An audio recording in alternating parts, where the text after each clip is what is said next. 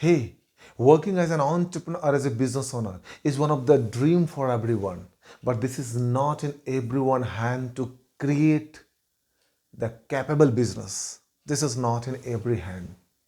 If you're working as an entrepreneur or as a business owner and you are investing time, money, energy, and you have some solid business, you focus more on the business to create more and more productivity, to create more and more profitability and overall growth.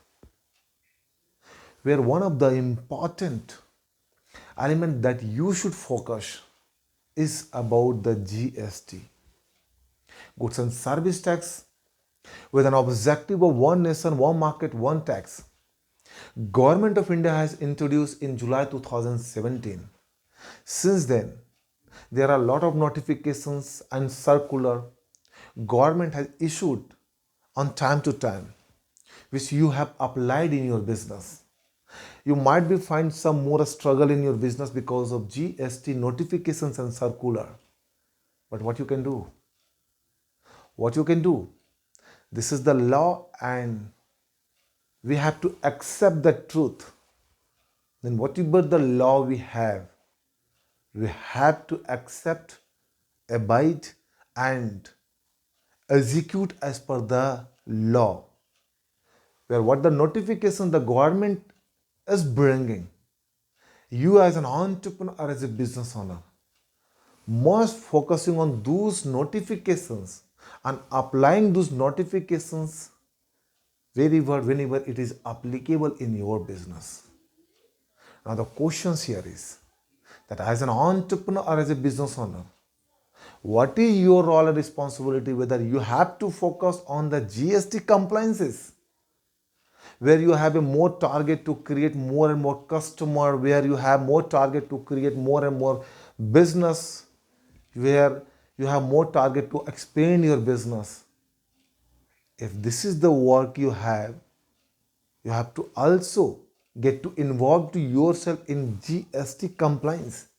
This is the basic questions. And if you ask me, that my answer is yes. Because whatever the business you are doing, particularly in micro, small and medium entrepreneurship journey, might be you have outsourced your GST, might be you have a freelancer, might be you have an accountant to manage all those GST work. But as an entrepreneur or as a business owner, like how you are focusing on the growth, profitability, development, productivity, in a similar way you have to focus on your GST. Because if compliances are not getting fulfilled, your business will be getting impact. Your business will have the notices. Your business will have the more assessment. So what you have to do, that how you are focusing on your business growth and productivity, in a similar way you have to keep your eyes on the compliances, that how you are focusing on the compliances and whether compliances you are able to fulfill within the time frame. This is very important. One of the important compliance is the availment of input tax credit that you are taking in your GST. Availment of input tax credit. When we talk about input tax credit, as an entrepreneur or as a business owner, you know about your P&L. So in your P&L, in the right side, you have the income, you have the revenue. There is only one line of item, the power of revenue. In the left side, you have a lot of expenditures. Whether you talk about direct expenditure, indirect expenditure, fixed expenditure, variable expenditure, semi-variable expenditures, other expenditures, sunk expenditures. All those expenditures are in the left side of your P&L. Now understand this. Sales and your all expenses, almost all the transactions are routed through the input tax credit. All transactions are important for you. So input tax credit, then how you are availing while you are paying the outward tax to the government, this is very important. So at least one corner that you have to look at what the tax you are going to pay to the government, whether you have availed the input tax credit that as per the GST compliant, GST rules, GST Act, you are availing the input tax credit, and what your accountant has given, what your freelancer partners has given, you have simply availed that. What happened at that point of time? You might be have a lot of notices and the assessment in your business, and might be you have a good profit in your business. Your all profit would be absorbed through the non-compliance part of the GST, and when it happen, you start to cry, you start to abuse to the consultant, to freelancer, to accountant, because your business is getting impacted. This is for the small and medium entrepreneurs.